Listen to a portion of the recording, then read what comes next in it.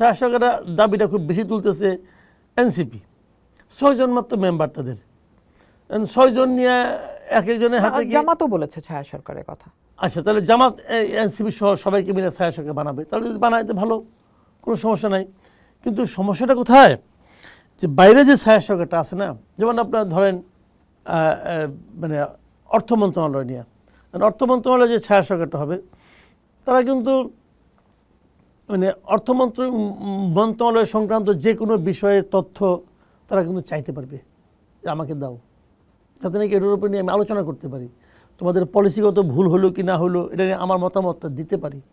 তো আমাদের অর্থ মন্ত্রণালয় কি এই তথ্যগুলো ওদেরকে দেবে? আমার মনে হয় দেবে না। আমাদের এখানে যে আমলাতান্ত্রিক যে চেহারা আমরা দেখি, এই চেহারাটা আমার কাছে মনে হয় না যে এই ছায়া সরকার মানে কার্যকর করার ক্ষেত্রে কোনো ইতিবাচক ভূমিকা রাখতে পারবে।